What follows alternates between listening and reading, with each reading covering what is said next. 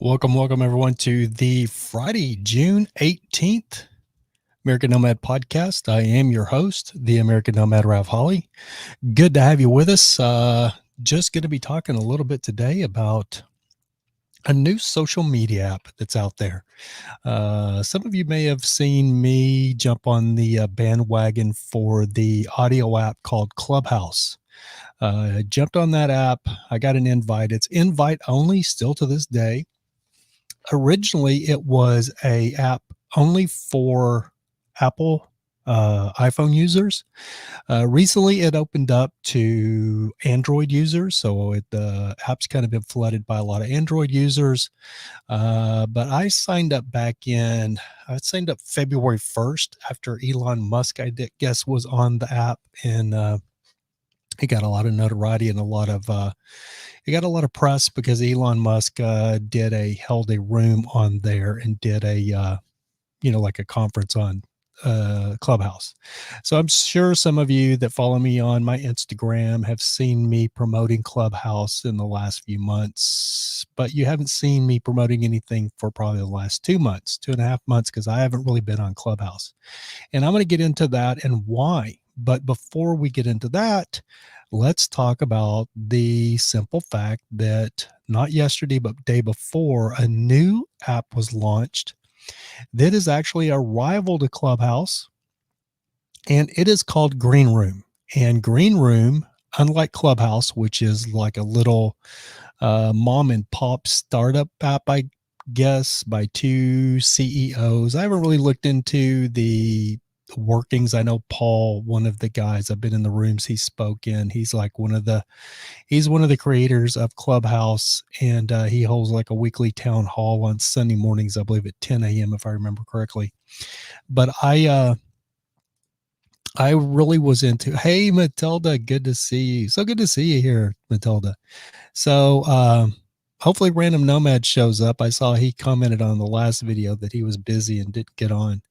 But anyway, Clubhouse, I got really immersed in Clubhouse when it first, or not when it first, but back after Elon kind of made it.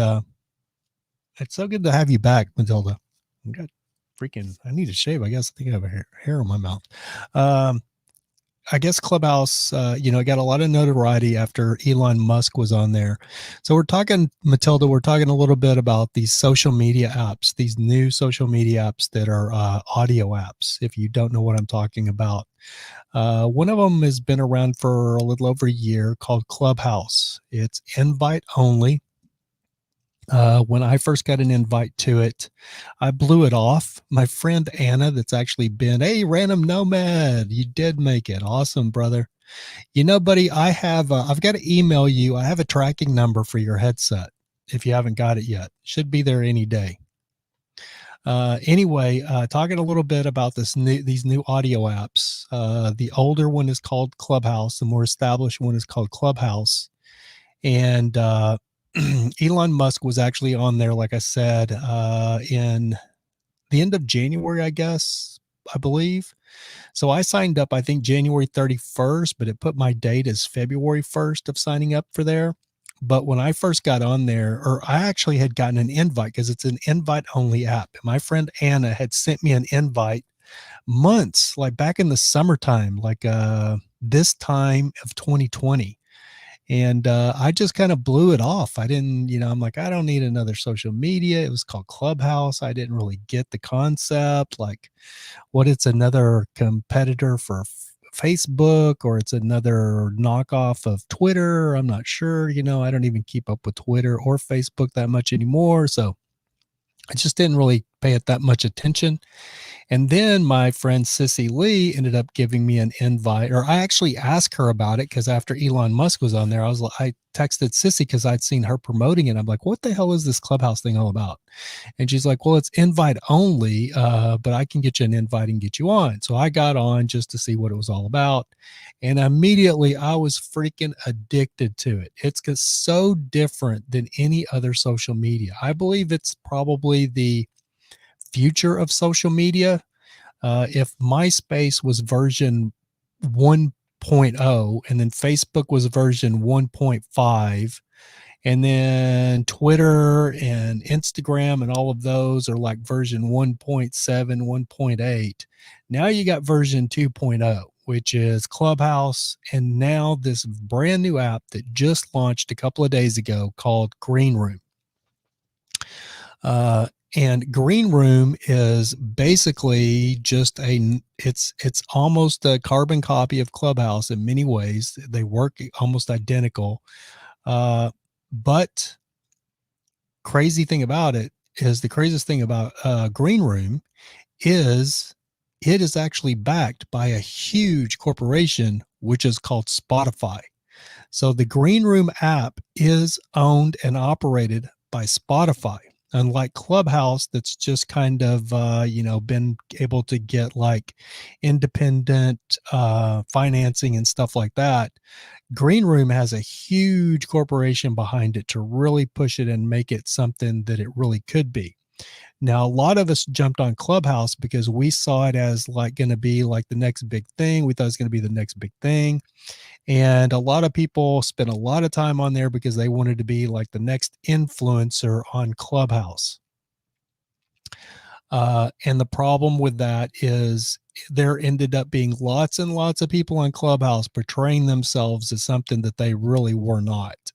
It ended up being like beauty gurus and life coaches and mental health advocates, and just watered it down to the point where it just wasn't very fun for me anymore. So a couple of months ago, I mean, there was actually some toxic stuff on there because of the way this thing is set up. So if somebody creates a room, say I create a room on Clubhouse and Matilda shows up, random Nomad shows up, I can make them moderators. So you kind of get this little high school clique thing going on.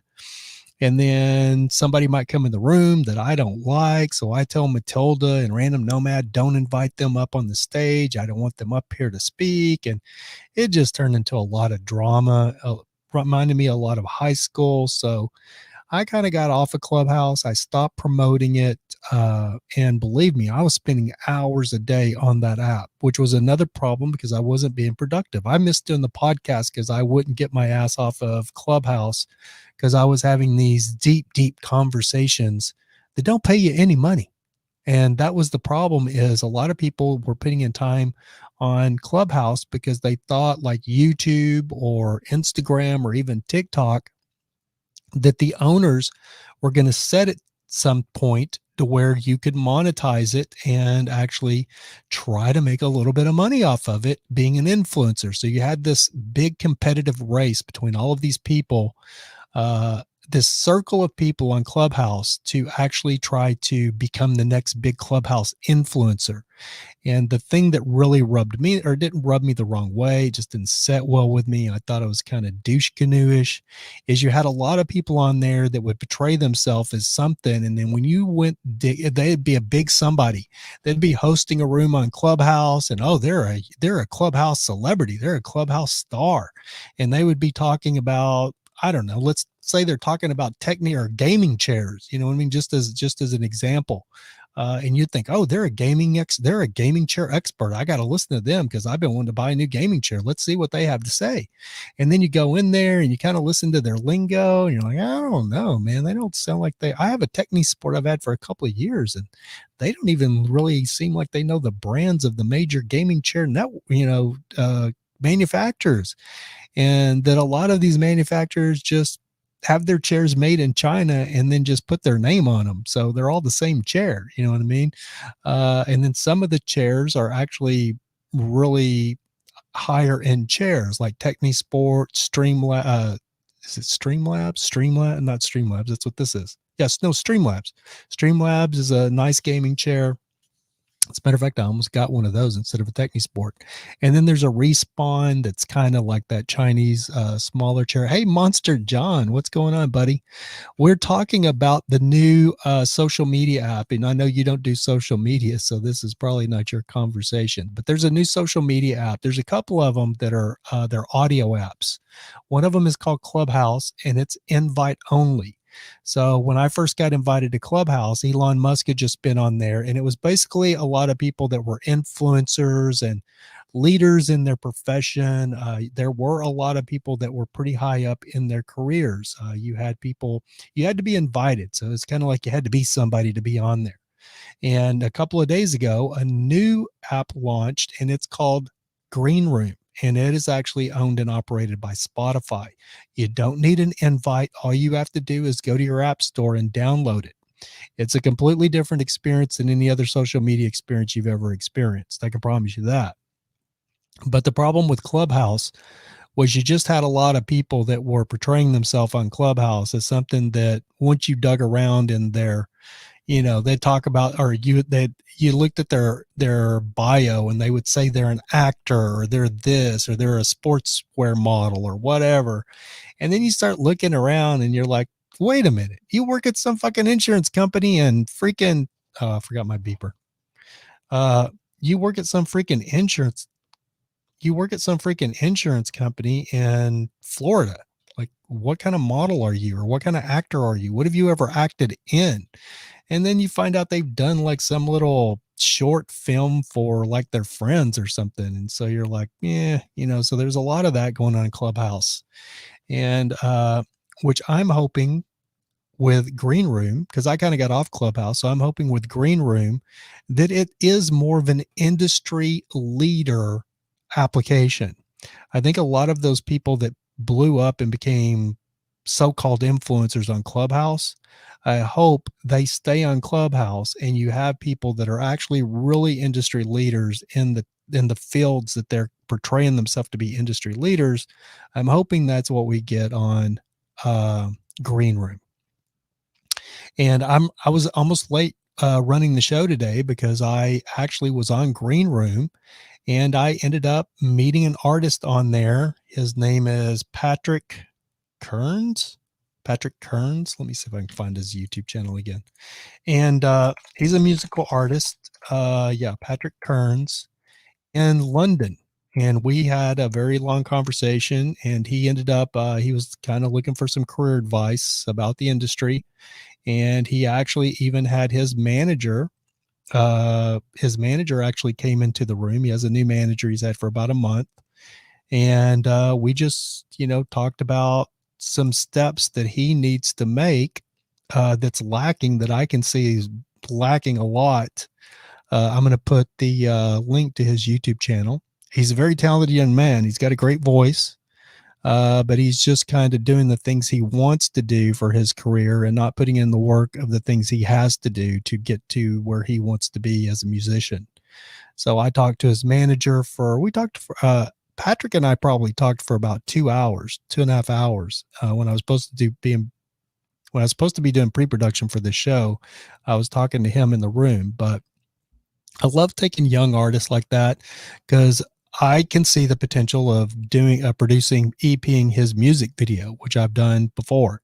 And I'm always looking for young music artists that are really good that I could actually, if they're good enough, I can get the funding together, hopefully, and crew up a crew to executive produce their music video. So hopefully he will be able to, you know, get those necessary things in steps so he can get there.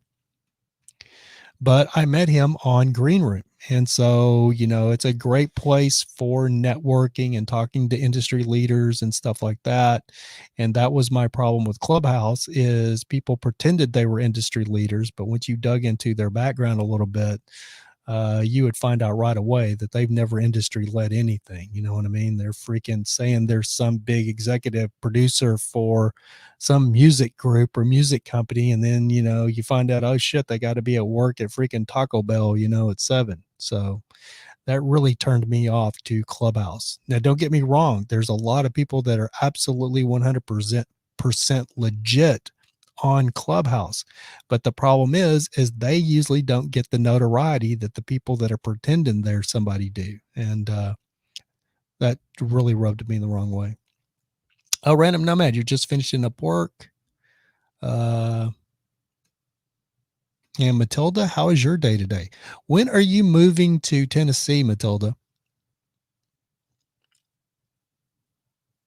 Oh, you're working now? It was buffering, but working now. Oh crap. Yeah, I didn't know that. So you guys didn't even hear anything I said. Let me do an internet speed test. Another thing, or one thing I can talk about, or I should say, is oh no, man, or the download speed's great. Let's see what which doesn't matter. It's the upload speed you need for streaming. Let's see what my upload speed is. Hopefully, oh no, it's 10. Yeah, it should be good. So I must have just had a lull. It's up to 11 megabytes per second, which is very good. I mean, that's completely decent. Anything over 6 should be okay. So I must have just had a lull in my internet there. Oh, you heard it all, Random Nomad? Okay, great. Good to hear that. But anyway, so yeah, so I was going to tell you, Matilda, Random Nomad, I don't know, you might download Green Room. Download Green Room from Spotify and just see what you think of it. It's going to be there's a good possibility it's going to be the next big thing. And it's kind of a gem. You can give gems away on Green Room. And I was going to post a link to it. Let's see. Yeah, here we go. So let me see if I can share this. It's a big ass link. Should be like a share. But let's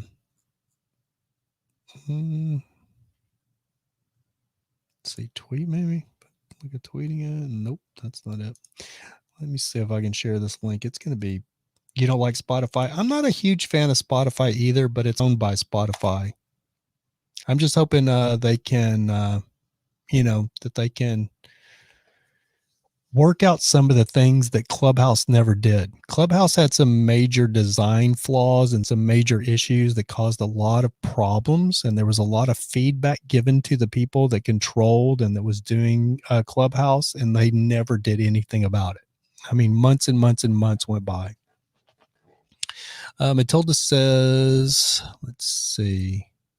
Matilda says, hopefully soon, looking for a place there now. My partner is there now in an apartment looking to buy a house. Tough market there. I was just talking to my other friend, Meryl, who used to be my neighbor here in California when I had a loft in downtown Long Beach. She had a loft right next to me. And she was a software designer who actually worked on the original Call of Duty as a software programmer. And then she ended up leaving there and she went to work for John Deere Tractors, and she was programming these auto systems for these tractors so they self-drive themselves all over my head. She's basically, what I'm saying is she's a freaking brainiac. But when I moved in next to her, she had 2 Ducati motorcycles, I think, maybe 1 Ducati, and then she got another one. And then it was funny because I always rode Harleys. And I had a Harley, and I remember she first saw my Harley, and I could tell she was not impressed at all because she was all into her Dukes and how fast they were, and she was all about her Ducatis. And it was funny because we lived together beside each other's neighbors for a couple of years. And one night, it was funny because I was out just in downtown Long Beach, and she texts me and she's like, "What are you doing?" And I was like, I'm like down here and, getting ready or just finished dinner or whatever. And then she calls me and she's like, "Hey, what are you doing?" And I'm like, nothing. She goes, "Hey, will you want to do me a favor?" And I'm like, "I don't know. Like, what is it?" I'll probably do it. Like, what is it? And she goes, "Well, I bought something. You'll never guess what it is." And I went, "You bought a Harley?" And sure enough, she goes, "Oh my God, yeah, I sure did." And she's like, "Can you, I need a ride to go get it." And I was like, yeah, I'm not doing anything. Yeah, I'll come get you and we'll go get it. So, and plus she didn't know anything about Harleys as far as riding them. I've been riding them for, even at that time since I was 19. I got my first Harley when I was 19. So I went and picked her up and we jetted over and she picked up her brand new Harley and she rode it like she stole it on the way back. And I talked to her the other day and she said that it's the most reliable bike she's ever had. And I kind of laughed to myself because my first Harley was probably the most unreliable. It was the most unreliable bike I ever had, but it was an old 69 XLCH iron head. So that was part of the problem with a 3-inch rake on it, chopper. But anyway, she's in Georgia now. She relocated to Georgia. She quit being a software engineer and started being a boot maker. It was funny when she lived next to me, we had these big lofts, and she started having like freight companies deliver these huge machines, and she filled up the whole bottom floor of her loft with these ginormous machines. I was like, what in the hell is all this stuff? And she goes, it's for boots. I was like, oh. And she goes, I'm going to learn to be a boot maker. And so my dad is like an old Western cowboy in Texas, and he has custom boots made. Some of them are $1,700 a pair. And I don't know, I looked at like 4 pair one day, and he goes, son, that's like $4,000 sitting there. I was like, that's insane for a pair of damn cowboy boots, that they're that expensive for a pair. But anyway, he has these these custom boots made. Work boots. I'm not talking about like going out on the town boots. He has just regular work boots made, and they're like $1,200 a pair, $1,500 a pair. But anyway, Meryl told me she was going to become a boot maker, and I was like, I hear people telling me they're going to do this and they're going to do that a lot. And it was funny because I knew as smart as she was, I knew how smart she was, but she was like a brainy, like a nerd, like a computer cute. She's a cute girl. Don't get me wrong. She's not like a unattractive, nerdy girl. She's actually really cute. But she was saying she was going to start making boots. And I told her, I was like, I've been to my dad's where they make his boots. And I know the guy that makes his boots and how long he's been doing it and how complicated it is to make a pair of boots. And she was just making it sound like she was just going to start making boots tomorrow. And I was like, Meryl, I was like, it's like a craft that people have to learn to do, dude, to make boots. And she goes, I know, but I think I can do it. And I was like, okay. So she's buying all these expensive machines. Like they're like 10 grand a piece, to make boots. And she ends up getting all the equipment in her loft. And then she starts her first pair of boots, and she gets like the tops of them made. And then she quits. And I was like, yep, that's exactly what I thought was going to happen. And I would see her, coming home. I'd say, hey, did you get any further on your boots? No, I still just did the tops. I'm taking a break. I was like, okay. I was like thinking to myself, that's exactly what I thought was going to happen. She bought all that equipment, and she's never going to make any boots. Wrong. That girl today supports herself by being a boot maker. She makes boots. It took her about a year and a half, maybe not that long. I can't remember exactly how long it was. It seemed like it was a while, but she got that first pair of boots made. She wasn't real proud of them. I thought they looked great, but she picked out all the problems with them, I guess. Like I said, I thought they looked great. They're like a designer, they're like a foo-foo. They're not like a regular boot. She makes these really, she's kind of a hippie chick. She makes these like very eccentric boots, but they sell for a lot of money. So that's what she does now. And she moved to Georgia, and she was telling me that she was looking for a place in like New Mexico. She wanted to relocate to New Mexico. And she was saying the market is crazy expensive in Santa Fe. So she's looking like in the Albuquerque mountains outside of Albuquerque, but the market's crazy over there. So it seems like the market is crazy everywhere, which is what's crazy is you think after a pandemic and people couldn't pay their rent, you think the market would be right the opposite. You think there would be lots of abandoned places, and people would be trying to give these abandoned places away. But evidently it's completely different. It's a lot of people moving from these larger cities, metropolitan areas like Los Angeles and New York, into these more rural, smaller cities, and causing the real estate markets to skyrocket. Anyway, let's get back into the chat, see what you guys have to say. So Random Nomad says, speaking of a Harley, a buddy of mine just inherited a 1957 Harley. I think it's a panhead, not sure. If it's a 57, it's more than likely a panhead. Yep. if it's a little older, I'd say it's probably a knucklehead. But yeah, 57, I'm pretty sure that's probably a panhead. And if he inherited, that's a really nice bike. Don't know what kind of shape it's in. Is it like a running Harley, or is it like a barn find? Or Matilda says it's the low interest rates. Yeah, but the interest rates from the Fed, from what I read a couple of days ago, are getting ready to like almost double. What are they right now? 1.4 or something like that. And I heard they're supposed to go to like 3.4, 2.4 or something. So to kind of to level off this inflation that's coming, this hyperinflation, I don't know. We'll have to see. You can read everything and then it does completely different. Matilda says it'll be interesting to see what happens to the market once the government forbearance. Yeah, exactly. That's what I was just talking about, Matilda. Grants, New Mexico is a cool place up in the mountains. Yeah, there's some.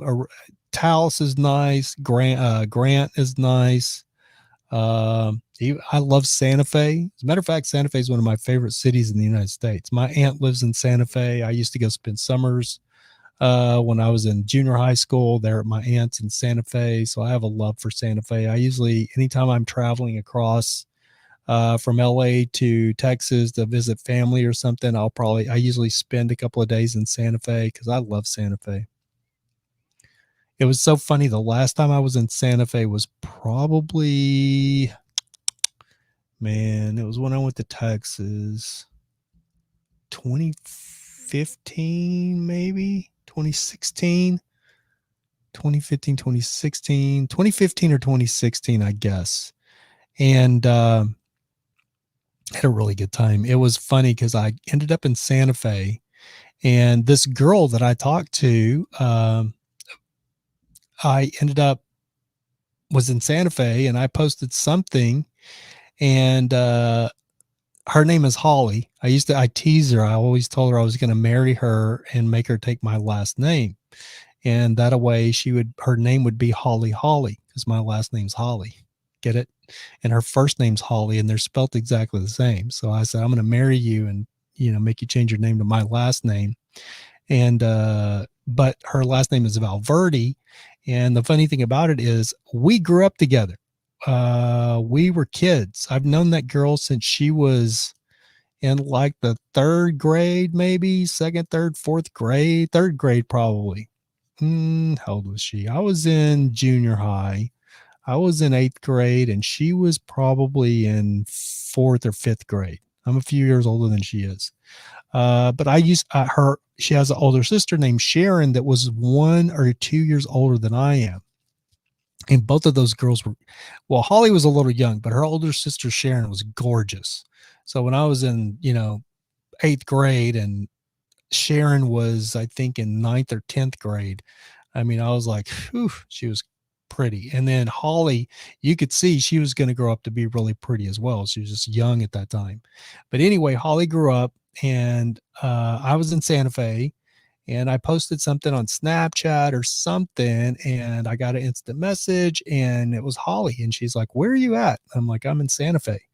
She goes, you're in Santa Fe? I was like, and she's from Texas, like where I grew up, like up out around Lubbock is where she lives. In Dallas. She lived in Dallas as well, I think, at one time. But anyway, she messaged me, and we follow each other on Facebook and stuff, but we don't keep up with each other constantly. I usually tease her and give her a hard time on Facebook, but she goes, where are you at? And I'm like, I'm in Santa Fe. And I figured she was going to say something like, well, are you going to be coming through like Lubbock or anything? And she goes, oh my God, you're in Santa Fe? I was like, yeah. She goes, well, guess where I am? I'm like, I don't know. She's like, I'm in Santa Fe. I was like, what?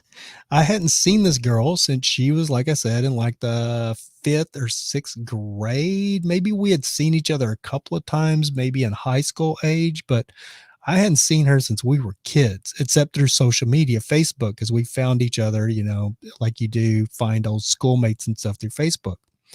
So she's like, I'm in Santa Fe. I was like, oh my God. So like we ended up meeting and going out in Santa Fe and having dinner and drinks, and it was just a fun time. We had a really fun time catching up. So I don't even know where I was going with that. Lost my train of thought.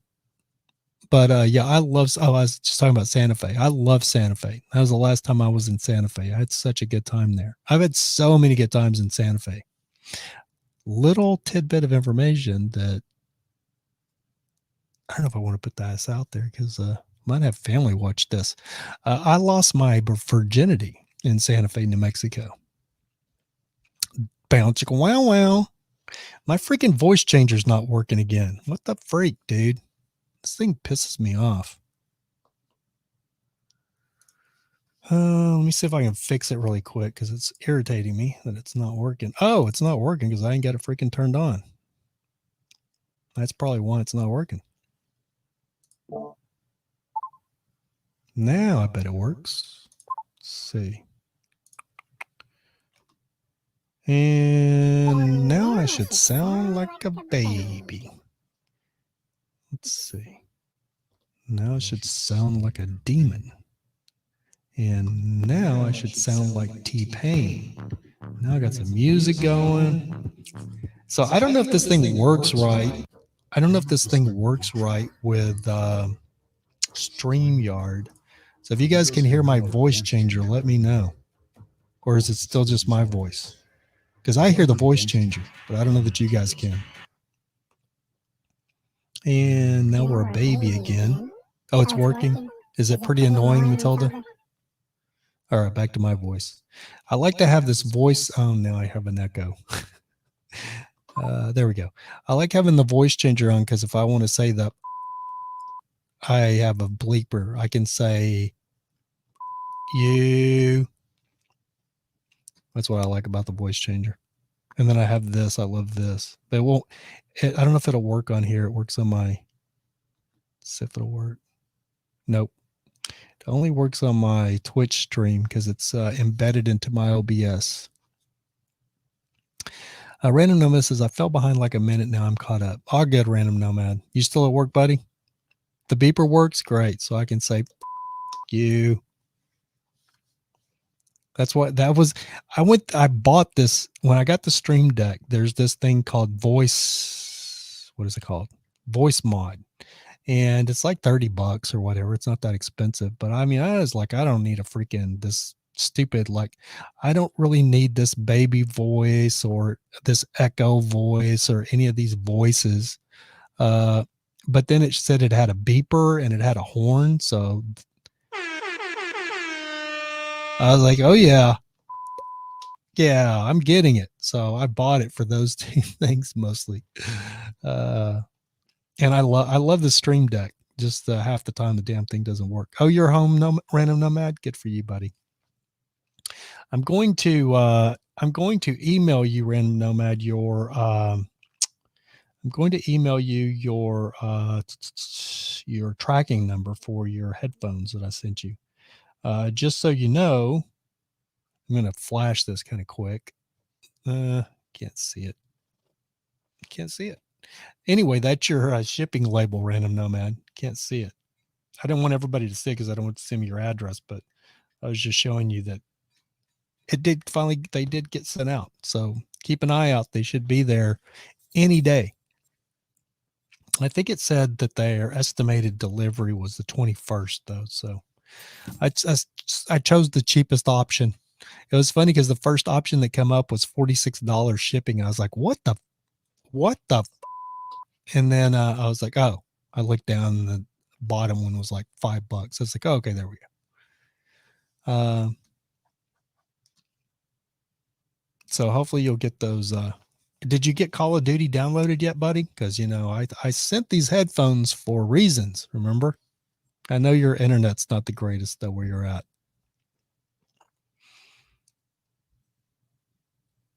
What I want to do, I don't know if John is still in here.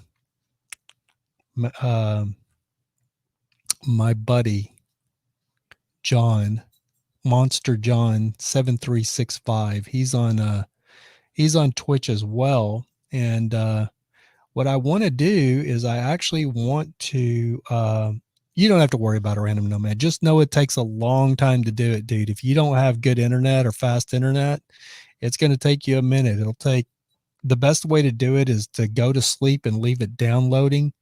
Do you have an Xbox or a PlayStation or a computer? I don't know what you're going to download on.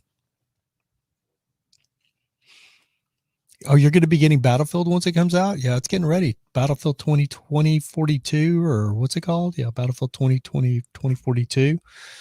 It looks, I can't wait for it to come out either. I've never played Battlefield, but I've actually been thinking about downloading like Battlefield 4 because you can get it on stream for like $19. Oh, PS4? Sweet, dude. Yeah, we can play. So anyway, my advice to you is just turn your stuff on and let it start downloading when you go to bed. And that way, when you wake up, hopefully it'll all be downloaded. Because even on PC, dude, it takes like 6 hours, 7, 8 hours to download it. It's over 100 gigs. So yeah, 2042. What size PlayStation hard drive do you have? My Xbox had 500 gigabytes, and I thought that was going to be big enough. No, not big enough. With these games that are over 100 gigabytes now. Matilda's like, oh God, please don't start talking about games. Matilda says, fun fact, Chattanooga has extremely fast internet. Supposed to be the fast. Really? Jesus, I'm moving to Chattanooga then. I could do my, because I could, but the housing market is crazy there, right? Damn. I looked at Kansas. I was actually thinking about moving to freaking Kansas, dude, because you can get a place there so freaking cheap. You have a terabyte. Oh, you have plenty. If you have a terabyte, then you have plenty of room. Yeah, I'm probably going to do the Battlefield 2042 as well. Is it going to be, I don't know if it's going to be a pay game or if it's going to be like Warzone that's free. It's better actually if they pay, because if you pay, you don't get all the riffraff that you get with a free game. Like with Warzone, as much as I love Warzone, there's a element of Warzone players that are the same element of douchebag Clubhouse users that I just despise on Warzone, but there's nothing you can do about it because it's a free game, so anybody can play it. But like Modern Warfare, you play that and you don't get as much of that riffraff because it's like $50 or whatever. And I just bought Black Ops like maybe a month ago now. And dude, I've played Warzone, and I've gotten really good in season 2. I almost reached level 400. And I haven't played season 4. It just came out like 2 or 3 days ago, and I just keep putting it off because I've been doing so many other things, but I need to get on to do the season 4 and get started. But on Warzone. But I played Black Ops the other day, dude, and I was murking people, man. I think because I've played so much Call of Duty Warzone, that when I got on Black Ops, the people on there just, I guess they randomly play. So like we played like gun game, which is where you have to kill somebody and the gun changes. I won right off the bat, like right off. Like I was like, oh, wow. Matilda goes, they'd come into work exhausted because they played all night. Let's see. Some of the company claims when I was working, guys at work would get into the big arguments over Call of Duty. They'd come into work exhausted because they played all night. That's me, man. That's me. That's my freaking sleep schedule is so screwed up because, dude, I've played all night. Funny, I played with my buddy Monster John. So I was going to talk about Monster John. I don't know if he's still in here. I'm on StreamYard, so I can't see my Twitch streams if he's still. It shows I got one person on Twitch, so I think he's still in here. But I where's my phone at? I ended up when I first started on Call of Duty, or not, I didn't first start. When I started playing and actually playing with other people and kind of meeting and talking to other people, once I got a decent mic, or once I got a mic that I could work. Because when I first started playing Call of Duty, I didn't have a mic. I didn't have a headset, I had a headset, but it didn't have a mic on it. So I would just play and not talk to anybody. And then finally, people were asking me like, dude, you got a mic? You got a mic? And I was like, I guess I need to get a mic. So I had a mic that wasn't a gaming mic, it's just a regular mic, and I finagled it to get it to work so I could play Call of Duty and actually talk to people. And John, Monster John, was one of the first people I met playing. We kind of hit it off one night playing Call of Duty, and Monster John at that time was like 12 years old or something like that. And he's in Canada, and we kind of like lost contact after the pandemic because I had to move and I didn't play for a couple of months because I was in between offices or studios. And so I just lost contact with him. And then his name, his gamer tag was something else. It wasn't Monster John back then.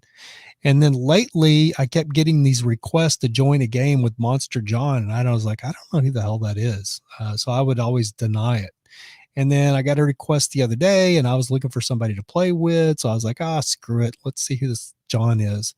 So I clicked on join game, and it ended up being John, the 12-year-old kid I used to play with back in the day.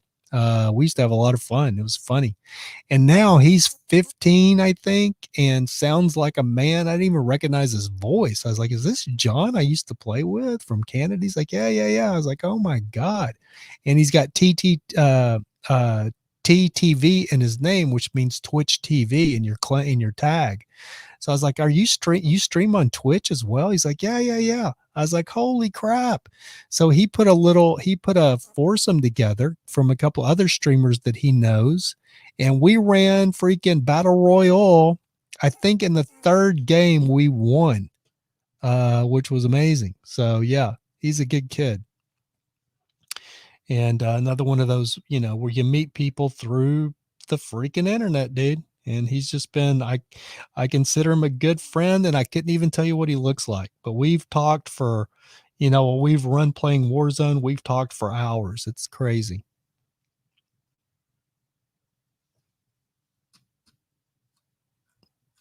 But I think I'm going to start probably streaming some, even though I stream Warzone, I think I may start streaming some Black Ops because when I first started doing when I first got Black Ops, I'm not gonna lie, not a big fan. It seems kind of clunky compared to like Warzone.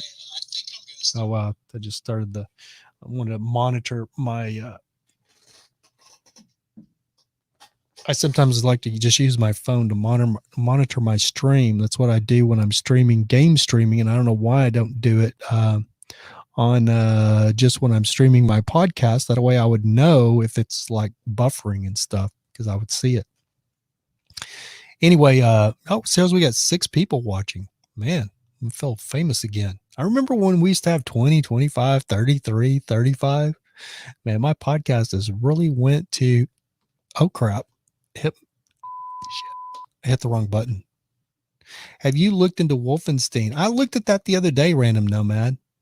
Were you in here when I was talking about I just downloaded Doom 2016? That game, the graphics are freaking amazing, dude. I love the graphics in that game, but it's not really a multiplayer. It's just kind of a, run and shoot them. You know what I mean? But anyway, yeah, poor Matilda's like, please stop talking about the games. Modern technology is amazing. When I was 12, I was playing Mumbly Peg. I don't even know what that is.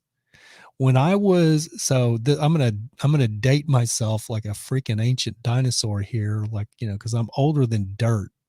I know I look it sometimes I look younger than what I am. Sometimes I look my age. But when I was in, what grade was I in? 5th grade, I think. I think I was 5th grader. When I was in 5th grade, I was playing Asteroids on Atari. As a matter of fact, that's a lie. The first game I ever played was on like an old, like big CRT tube TV that looked like it came in the freaking wood cabinet. And my dad brought home Pong, which was where it just went bloop. And you had this little bar. There's like a bar on each side, and there was this line in the middle. So it looked like a little tennis court. And then you had like this little paddle thing on each end of the screen. So there was these little things that you turned. And all it was like this little pong ball that would go across the screen, and you would hit it, pink, tink, and we would play that stupid thing for hours, dude. So dumb. But man, we were amazed by that technology at the time. So yeah, I was playing the first game that ever come out, which was Pong. And then I played I never got an Atari because my parents were poor, and or my mom, I was living with my mom, she was poor. My dad wasn't about video games at all. So you're SOL there, because he's a rancher, you know what I mean? That's not something that kids should be doing in his eyes, is playing video games. Now I'm a grown ass, old ass man playing video games.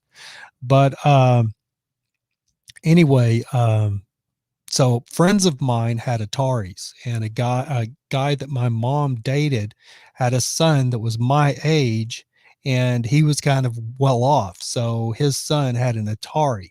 So my mom moved in with him, so we all lived together. So I got an Atari by that way, by my mom living with some dude, and he had a son, and his son and I were almost the same age. And so I played Asteroids and Space Invaders and all of those Atari games. We would play for hours, dude. And then the consoles came out, so started buying those. My wife, when I was married, started buying the Sega Genesis and the Nintendo 64. And I got playing Nintendo. There was this martial arts game that me and my buddy Tom would play back in the late 90s, I guess. So we played that. And then I'll never forget, or in 1995, my buddy Bill Hill, who was a retiree from the Coast Guard, but he was working at the same place I was working at in Dallas. Uh, he had a computer, and he was always telling me about his computer. And he was, into computers on the ship he worked on when he was in the Coast Guard. And I'll be honest with you, like at that time in 95, dude, I was like, computers are for nerds. And so he was trying to get me into this computer, and I was like, yeah, I don't know. Nobody knew anything about computers in 95. I didn't give a about his computer, but he was always telling me how great his computer was and all he was doing with his computer. I was like, and that they were the future. I was like, dude, ain't no damn computer the future. Nobody had a computer at this time. And we worked at Embassy Suites Love Field in Dallas as building engineers, which basically is a glorified freaking maintenance man, because mostly what you're doing is unstopping freaking toilets and shit, fixing and getting people into their rooms because their key cards don't work. That's your building engineer. But anyway, I was like 25. I'll never forget. Me and Bill sat there one day when Selena, the Tejano singer, was shot in Corpus Christi. So that's when this happened. That's how long ago it was. But anyway, Bill was telling me about his computer, and he was telling me about this game on the computer that was just amazing. And I was playing a Nintendo with my sons and stuff. So he was trying to tell me about this computer game that was so great. And I was like, I didn't care, dude. I was like, dude, we have a Nintendo. We don't need no computer to play games. And he's like, I'm going to bring my computer to work so you can see it. And I was like, okay, cool. I didn't think he would ever do it. And sure enough, we were evening shift engineers. Come to work one day. I worked from 3:30 to 11. The best hours. If you have to work a 9 to 5, dude, those for me were the best hours, because I would get up. I had a Porsche at the time. I would get up. I would go play golf in the morning. My wife would go to work at her job. I'd go to the golf course. I'd play golf till about noon. And then I'd go home, take a shower, and then I'd go to work, and then I'd work till 11. I'd get off. I love those hours. Working in a luxury hotel. Those are great hours. Anyway, and we had lots of downtime. About the only time the hotel was major busy was at check-in. So people would start checking in about 7:30. And then by 9:30, the hotel would be completely quiet because everybody was in their rooms, checked in, going to bed, or watching TV. So basically, we just had all this free time to do whatever the hell we want. Well, he brought his computer to work, and we ended up playing. Drum roll, please. Oh, I wonder if I have a drum roll on this thing. I think I do. Let me see if I can find it. Let's see. Where's the drum roll at? I put all of these things on here. Oh, I have a gong. Did you guys hear the gong? I have all of these. I have all of these freaking sounds. Let's see. I don't see the drum roll. I swore I had one.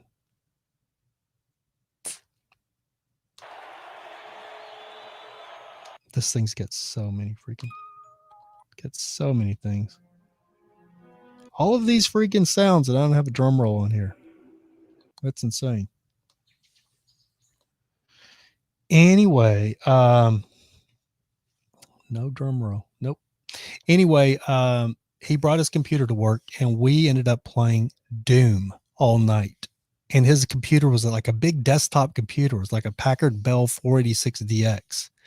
And I was absolutely blown away, mesmerized when I sat down and he showed me his computer with the old CRT matching monitor. And like, you couldn't even go into a store and buy a computer. There was no such thing as a Best Buy or eventually like Circuit City. I think you could buy a computer and they started up, but you couldn't even go buy a computer.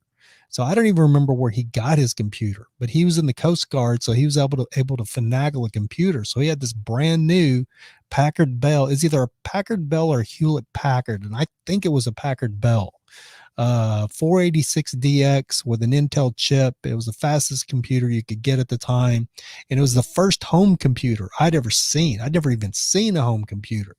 So we sat down and he showed me this computer with a mouse and everything. And dude, I was mesmerized. And that thing, if I remember correctly, it was running Windows 3.1. And shortly thereafter, Windows 95 came out. But you used to have to boot into DOS.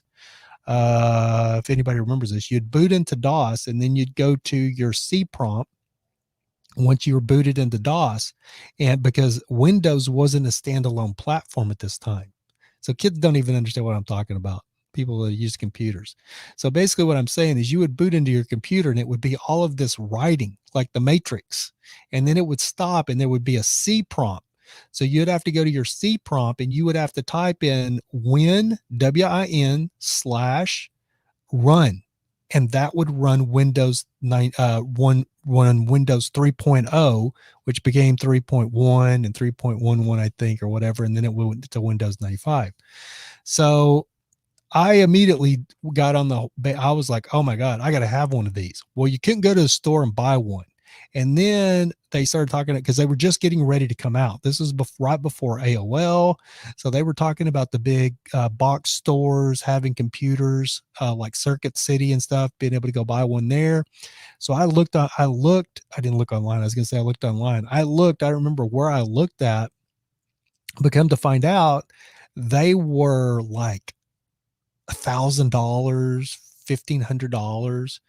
And at that time, I don't remember why. I just thought that was a lot of money for a computer. I was like, oh my God, I ain't paying that much for a damn computer. And I ended up leaving Embassy Suites and moved over to the ITT Sheridan at Central Expressway in LBJ as a building engineer, which is a lot bigger hotel. I got a really good pay raise. I hated it. I liked the hotel, kind of. I loved Embassy Suites because it was small enough that everybody's kind of a family.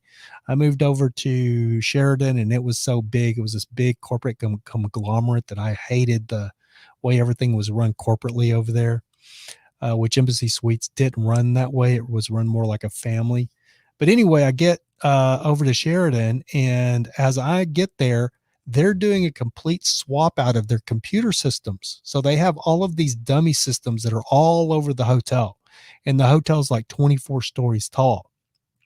Which these dummy systems back in the day, I think they probably are still like that in big high-rise buildings and stuff. I don't know. But back in the day, you would have these, like if you went to the restaurant, there would be one there. If you went to the front desk, there'd be 4 of them on the front desk.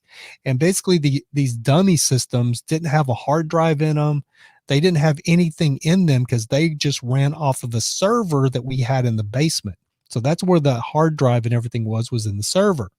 Well, when I moved over there, the Sheraton was actually buying real computers, like real Hewlett Packards or IBM. I think they were IBM at the time. that had hard drives and sound cards and video cards, because that was just taking off. So they had all of these dummy computers that they were pulling out, and there was probably, I don't know, there was probably 60 of them, I guess. And they all ended up on the mezzanine. And the mezzanine was this secret floor that's on the hotel, that's in the floor. And it's just this storage room area that you had to have you had to be an employee and a special key to get there on the elevator. And you'd walk out, and it was like this loft or this big open storage area. It looked like a storage room. It's a huge storage room. It looked like any storage that you would walk into. And there was all of these it's like chain link cages. And so if you, like, we was maintenance, so we had our own cage. Banquets had their own cage. So you had this storage area to store stuff, so you didn't have to store it in your actual banquets area or our shop or whatever. So all of these stupid dummy systems ended up on the mezzanine floor. And I ended up asking, I asked my chief engineer, I'm like, dude, all those computers on the mezzanine floor, like, are they real computers? He's like, well, I don't think they're real computers, because they run off the server. But he goes, they look like real computers. I don't know. I'm not a computer guy. So I ended up getting hold to Bill, and I'm like, dude, we have all these computers up on the mezzanine. And I asked Bill, and Bill's a computer expert. He says, yeah, they're real computers. You just need a hard drive for it. You need probably a video card, because they're probably a CR, or I can't remember what they were called, monochrome. You're going to need a video card so you can see like real graphics, and you'll need a sound card and a hard drive sound card, and probably they'll work. And so I asked my chief engineer, and I put in a request to see if I could have one. I figured I'd get turned down. I didn't think they were going to give me a computer.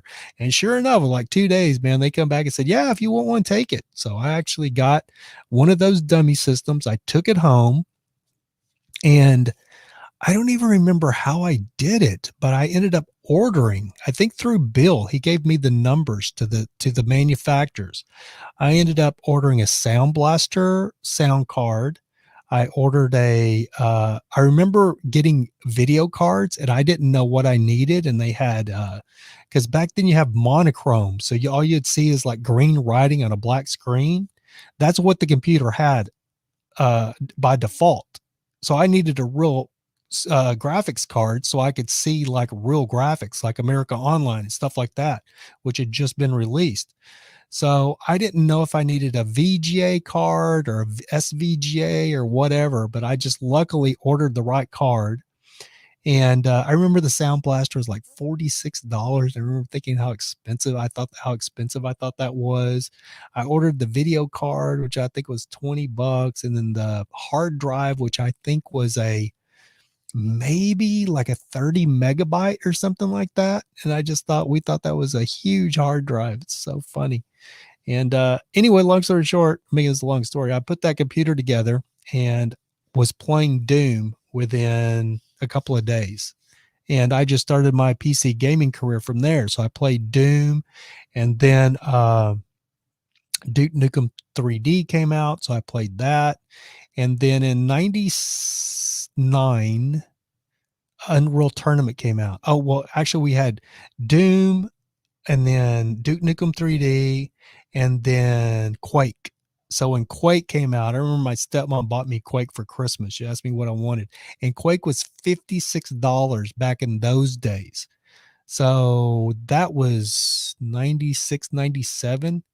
And I just remember thinking how crazy expensive a computer game was. And my stepmom bought it for me for my birthday or Christmas, Quake 1. And then I ended up buying Quake 2 and played Quake until 99 when Unreal Tournament came out. And then when Unreal Tournament came out, I had the same gamer tag. My gamer tag was Immortal 911 because I had a Porsche. So everybody thinks 911. They thought it was after 9/11. They thought it was because of like New York City. No, it's because I had a Porsche 911. And so my gamer tag I made was Immortal 911 because you never die in a game. You just come back. Even if you die, you come back.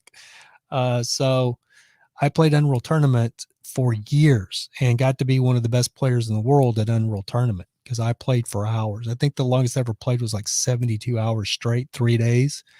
And I was married at the time, and my wife was none too happy about it. But anyway, I played games on PC until about 2009 or 2010 when a virus killed my IBM computer that was actually my work computer, but it was also the computer I gamed on. So I moved over to all Mac, which I have an iMac right there. So I got an iMac and a Mac Pro, and that was the end of PC for me because I didn't like the viruses that plagued PCs and the malware and all that crap. So I moved over to Mac, and I spent years on Mac until about a year and a half ago. I decided I wanted to try to play Call of Duty. And now here I am on a PC. Crazy. I have a new Ryzen 9 3900X that I just got that I stream on. Trav Man, what's going on, bro? Let's see what Trav Man says. Good to see you, man. Trav Man. Yep, I remember all that stuff. I had a 486 DX2 with that's what my yeah. So the dummy system that I got, Trav Man, I was jealous of you because I wanted a 486 DX2. My dummy system, the chip on that or the processor was a 386 DX with a 10 megahertz boost. So you push that turbo button and it gave you another 10 megahertz. Crazy on the front of the case. Yep, that would just go into jumper pins on the motherboard and overclock it by 100 megahertz. Yeah, mine was only 10 on that 386DX. Dude, we are older than dirt. It's so funny though when people come at me and try to school me on computer history. Like, dude, my first operating system was DOS 6.0. Not 6.2 or not 6.22. 6.0 was my first operating system that came on 5.65 inch floppy disk. That was the old real floppy disk. There's like a freaking weird record like made of like camera film. Yeah, that was my first operating system.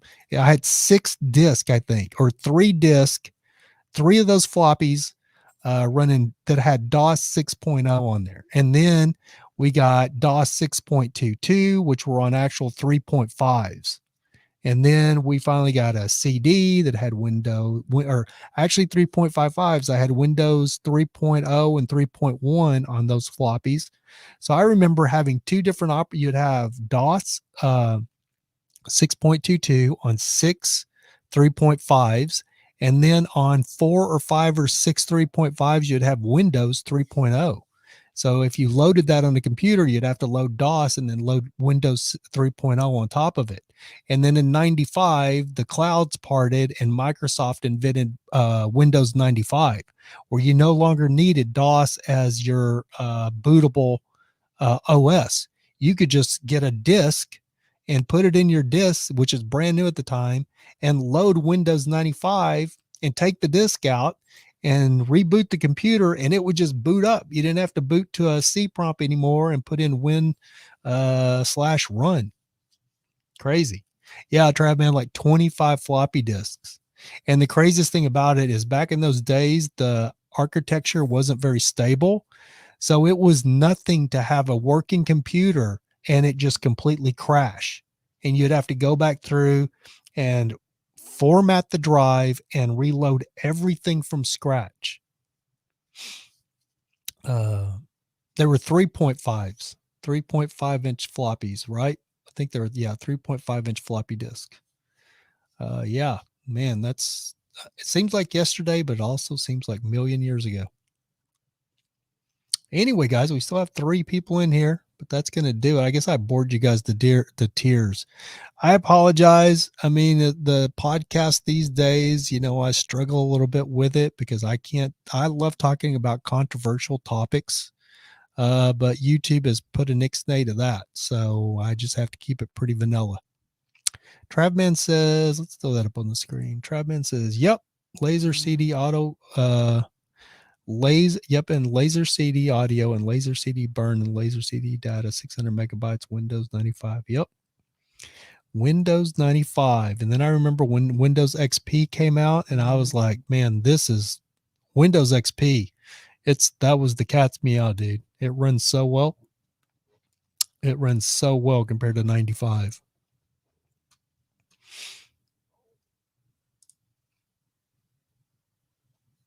Thank you, Matilda. I appreciate that. I just get off just on a tangent of talking about stuff now. I can't really, you know, I can't, I just got to like just kind of talk. Can't come up with any, I don't even bring up, who's president or any of that stuff anymore, or what's going on with the current. I try not to anyway. Sometimes I let my mouth run, but I try not to because, the Gestapo will shut you down really quick.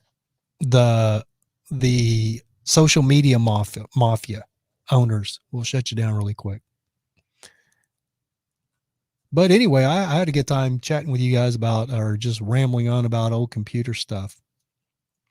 But it's funny because I really actually never saw myself ever coming back to PC. But since you're in here, Trav, man, I want you to, if you remember this with me, buddy, because you're an old computer guy like I am. So this is something that's I recently discovered. Oh wow, there's supposed to be a light on right here. It's not working. I recently discovered this, not recently, but when I got my last PC.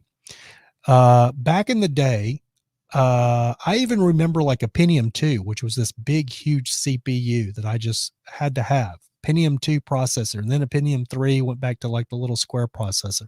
But the Pentium 2 was this big old card-like processor that you put in your computer.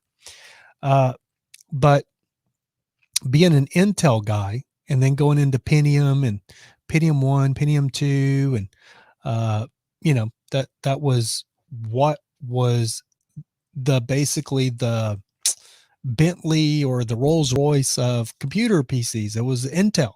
That's what it was all about. And then I can't remember, maybe Travman, you can help me. What year was it that AMD launched? Was it like 2000 or something? I don't remember when it was AMD launched, but AMD launched their processors to compete with Intel. And I remember thinking they were such a joke because when AMD first hit the market, they were so much cheaper than like an Intel, because I was saving up to buy like a Pentium 2 at the time. And I think a Pentium 2 processor at that time, once I was building a new computer, I think it was $900, if I'm not mistaken. I think they were right around $900 when they released. And I was so pissed because I bought a Pentium 2 processor. And then when like a week later, the Pentium 2 DX or whatever released, and which was a faster processor for the same price. I was so perturbed. But anyway, I had a Pentium 2, and then AMD released. I remember when AMD released, and all of these gamers or people that were gamers jumped right on the AMD bandwagon because you could get an AMD for like $200 or whatever. Like a Pentium 2 was like 900, or you could get an AMD for 200. So all of these people jumped on the AMD bandwagon and started buying AMD processors. And then their computers literally caught on fire. The processors were running so hot and their heat sink was so bad. And some of them had back in those days, you didn't even have a fan. Like this computer I have now has got this huge heat sink and fan on top of it. Back in those days, you'd look into your computer and you could just see your processor right there. Some of them didn't even have a freaking fan on top of them. And so when AMD released their first computers, they were running so hot, they were like melting components in their computers. So I just laughed and laughed and laughed at those poor AMD people that couldn't afford an Intel Pentium processor, because they were, they got their crappy generic AMDs and, their computer burned up. You know what I mean? Like, boop, sorry guys, should have got something real. You know what I mean? Should have invested in a Pentium, that was my ideology.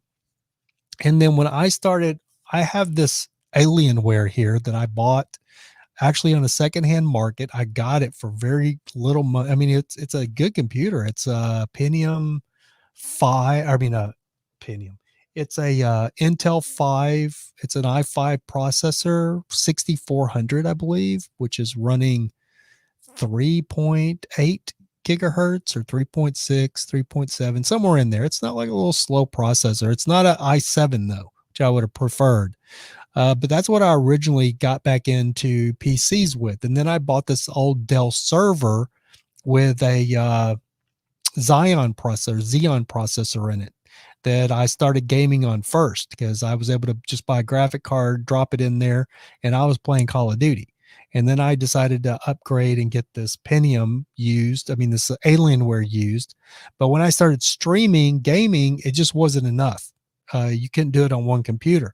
So you get on YouTube and these guys are using two computers. I didn't want to use two computers and I have to sync them together. I wanted one computer.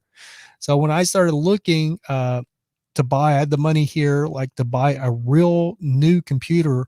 I wanted one computer I could stream on. So I was all about getting the i10 or the i9, the i7 9700X, or the i7 10700, or an i9 10900X, Intel, because AMD sucks. Wow, my camera just went crazy there. The lighting, because Intel sucks, right? So I was all about getting a new Intel computer, because AMD is crap.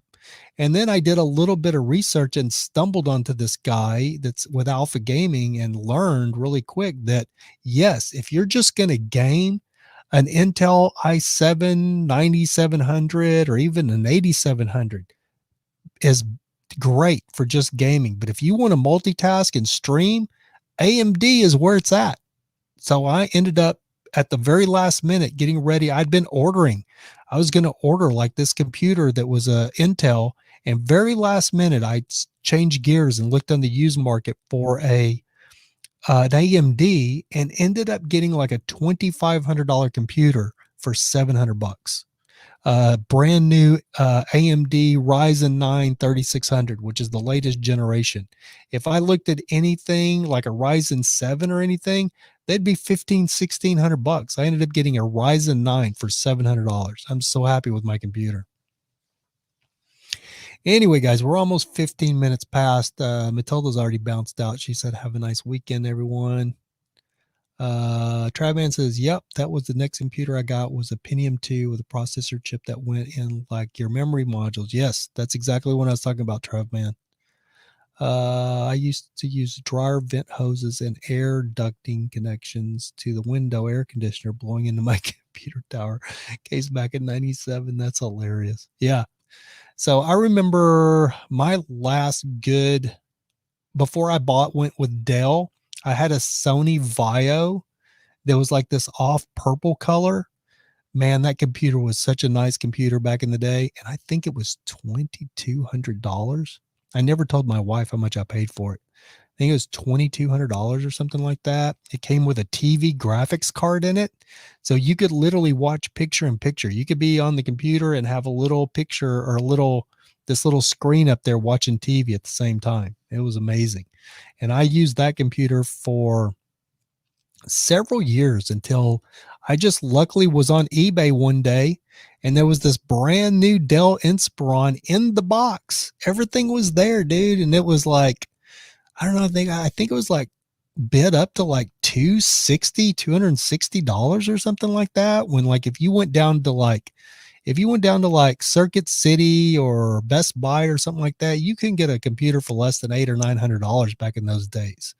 And I got on and I was just searching eBay, and that Dell popped up brand new in the box from Dell, which I was in Dallas and Dell's in Austin. So I was like, that's kind of weird. And nobody had bid on it. Not one person, 0 bids. And I think it started at, I want to say maybe it started like at $250 or $60 is what the bid started for. And I was like, and so I immediately went to the website and pulled that Dell Inspiron up on, I don't know if I'm pronouncing it. It's Iceperon, whatever it is. I pulled it up on the Dell website because you could order direct from Dell. So I went right to Dell to pull it up. It was $899. And there was one on eBay for $250. I think it's $256 starting bid. And it only had like 4 hours left. Excuse me. It was a 6-day auction. It had 4 hours left. It was brand new in the box, and nobody had bid on it. And I think because it didn't come with a monitor, it was just a computer, just the PC. But I was like, man, that's crazy. And so I waited and waited and waited and waited. And it was like 6 o'clock in the afternoon on like a Saturday or Sunday. And my wife was yelling me to go mow the grass or take out the trash, or she was so upset with me because I was just sitting there watching the computer, waiting on this stupid computer. The computer I had, the one that I built, or the Sony, the old Sony I had, I'm sorry, it's the Sony, seeing if I could get this brand new Dell computer. And sure enough, dude, I bid within like the last minute and ended up getting that computer for like $260. And I used that computer from like 2002 to 2010 is how long that freaking computer lasted me. Travman says, I wanted that Sony Vaio. It had the mini disc player and the data burner. Yes, sir. I think it was the first one that had the data burner. And the case was so weird because it had this slide thing on the front of it. So you pushed in and slid down, and it showed that your CD burner back at the time. And then all of your 3.5, which you still had at that time. But if you slid that thing up, the whole case looked like there was no drive or anything. It looked like it was one conglomerate thing. It was a really nice computer. I had the TV Tuner ATI All Wonder Pro back. Yep, in 95. Yep. And now that's not even a thing. That was a big thing if you had like a TV tuner card in your computer. And that Sony Vaio came with a TV tuner. And that Sony Vaio was an amazing computer. Like you could hook up RCA. If you wanted to do music, you could hook up like a stereo to it. It was really, really advanced for its time. But they built that Sony, which was funny because they built it to compete with the Apple iMac, maybe the first, that bubble iMac that they had, the weird one that had like olive green, and there's a purple one and an orange one. I thought they were pretty hokey looking back in the day. Anyway, guys, 17 passed. Man, I try to keep this thing to an hour. I still have to get off here and upload this to Red Circle to do the audio only version. So Trav, man, great seeing you, buddy. Are you still on Facebook? For you guys, I'm not on Facebook much anymore at all. I'll go on there and post something, but if you really want to keep up with me, and kind of probably the best place to keep up with me now is either on Green Room or on Instagram's stories. I post on there, and you can message me on Instagram. I usually see those, but like if you're messaging me on Facebook, I never see that. Peace and positive vibrations, Random Nomad. I'm going to email you, dude. Try to remember here to email you immediately to send you that. I want to send you the tracking information on that headset I sent you. I do a lot of stuff, and then some stuff I'm horrible at. So here's a perfect example. I worked on a music video for the music artist Khalid and this other girl named Tate McRae about 2.5 weeks ago, right? So it was it's a music video, but it wasn't. It's a high-end music video, but it wasn't union. So if you work in a music video and it's not union, or even an indie film or a commercial, and if it's not a union production, you're like your own business. You're your own contractor, right? So you have to invoice the company, which is something I despise doing. If I work like on a union production, then all you do is fill out the start work. You fill out your W-9s and you fill out the start work, and then they send you a check in the mail. It's just, you just get it. You don't even have to worry about it. But if you work on like an indie production, you have to sit down like a business, like I used to do with my photography, and invoice, send out your invoices. I worked on that video like 2 weeks ago, and the producer he's been haggling me for like the last 2 days. Rav, I got to get you paid, man. Everybody's been paid like the first Friday we wrapped. I got to get you paid. It's still on my books. Will you please send me a W-9 or an invoice so I can get you paid? He texted me last night. I was like, yeah. I'm going to do it. Woke up this morning. He said, and first thing this morning, I woke up and I had a text from him. He's like, dude, If you don't give me the thing today, I can't get you paid today. I need to get you paid today. Send me a W-9 and invoice me, please. I was like, yeah, I'll do it. And then, but I actually got it done today. Thank God. But this guy's been hounding me to get me paid. I need the money, but I'm too freaking lazy to send in an invoice. I don't know what's wrong with me these days. Anyway, guys, thanks so much for tuning in. Matilda, Travman, Random Nomad, anybody that tuned in. Hopefully I didn't miss anybody. Thanks so much for hanging out with me, guys. I really appreciate it. Have a beautiful, blessed weekend.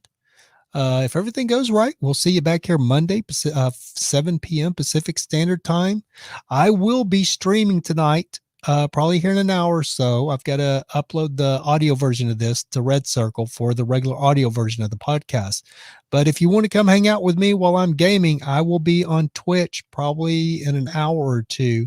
If you're following me on Twitch, you might see it, get a notification, because I'll be streaming. I think I may stream. I'm probably going to stream the brand new update for Warzone, because I want to get the trailer and everything. That's why I haven't played Warzone in 2 or 3 days, because I want to have the trailer and everything for the brand new season of season 4. So if you want to come hang out with me as I'm playing games, feel free to look me up on Twitch at American Nomad. Or actually,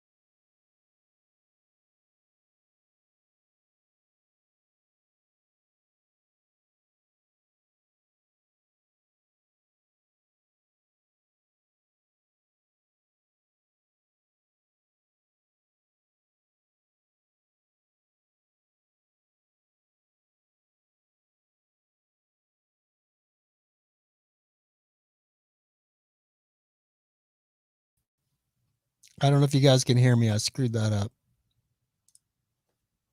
But there's a link to my Twitch channel if you want to follow me on Twitch. I always forget I can't get out of here without getting out. It takes me out of the broadcast. But anyway, have a blessed weekend, guys. And remember, keep looking up, because that's where it all is. Peace.